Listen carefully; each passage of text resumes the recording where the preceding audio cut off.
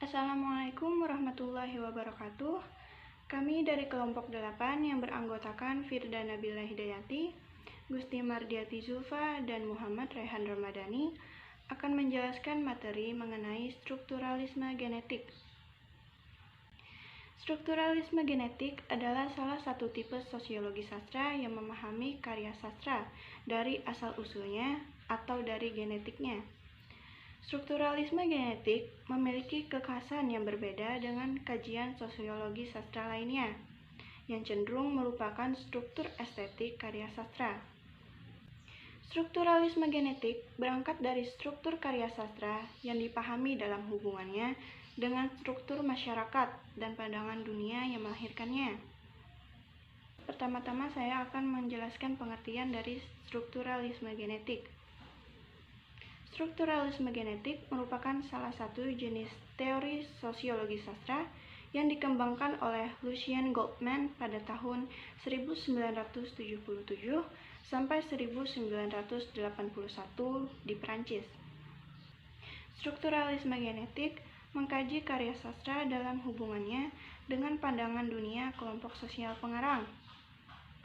Ciri khas strukturalisme genetik adalah memahami dan mengkaji karya sastra berdasarkan aspek genetik atau asal-usulnya, yaitu dalam hubungannya dengan pengarang dan pandangan dunia kelompok sosialnya, serta kondisi sosial historis yang melatar belakangi penciptaan karya sastra.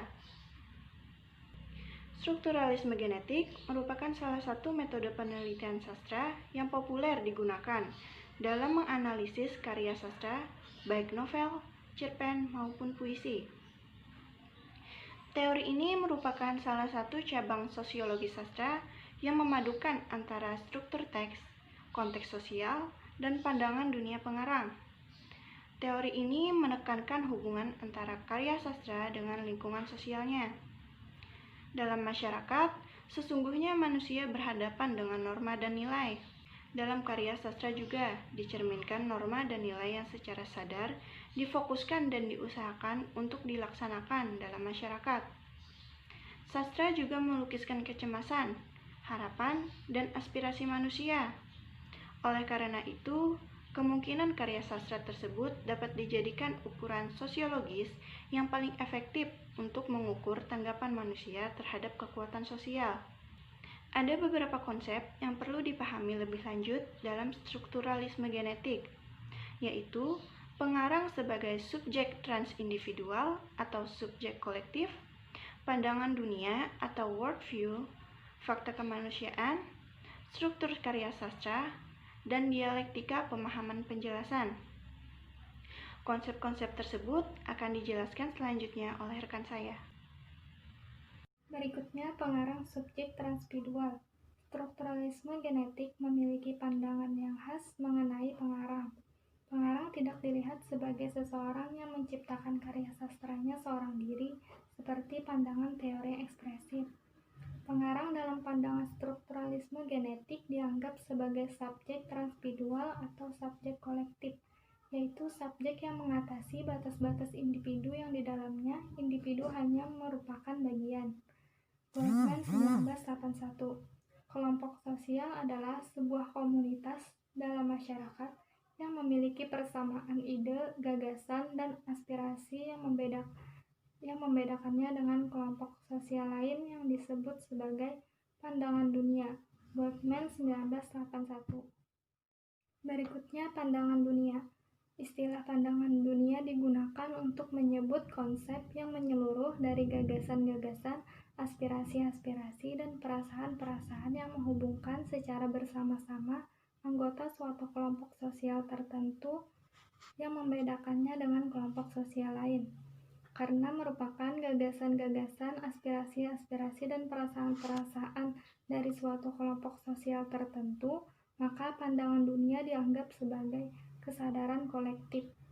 Kesadaran kolektif ini berkembang sebagai hasil dari situasi sosial ekonomi tertentu yang dihadapi oleh subjek kolektif yang memilikinya, dan kemunculannya mengalami proses yang panjang.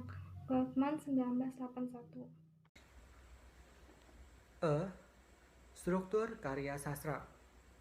Strukturalisme genetik memandang karya sastra terutama yang besar sebagai fakta sosial. Fakta sosial adalah fakta atau sesuatu hal yang mempunyai peran dalam sejarah. Oleh karena itu, karya besar hanya dapat diciptakan oleh pengarang sebagai anggota subjek kolektif tertentu.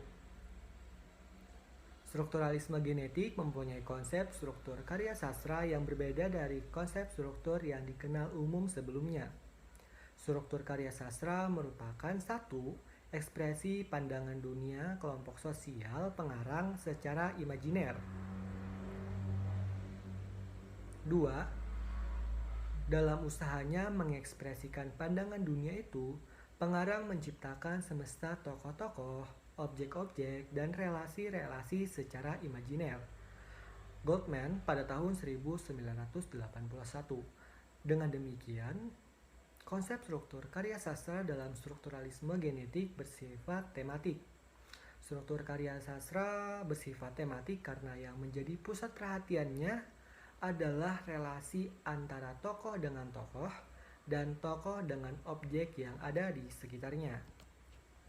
F. Dialektika, pemahaman, penjelasan. Untuk memahami hubungan antara struktur karya sastra dengan struktur masyarakat yang dimediasi oleh pandangan dunia kelompok sosial pengarang, Goldman pada tahun 1981 menggunakan metode dialektika. Metode ini merupakan cara memahami karya sastra yang ditandai oleh pasangan konsep, keseluruhan, bagian, dan pemahaman penjelasan. Metode tersebut digunakan untuk menganalisis teks sastra, juga struktur yang telah mengatasi teks sastra itu. Struktur yang menempatkan teks sastra secara keseluruhan hanya sebagai bagian. Dalam metode dialektik ini, pandangan dunia merupakan kesadaran kolektif yang dapat digunakan sebagai hipotesis kerja yang konseptual, suatu model bagi pemahaman mengenai koherensi struktur teks sastra. Mungkin itu saja yang dapat kelompok 8 paparkan pada video ini. Salah hilaf mohon maaf. Terima kasih. Wassalamualaikum warahmatullahi wabarakatuh.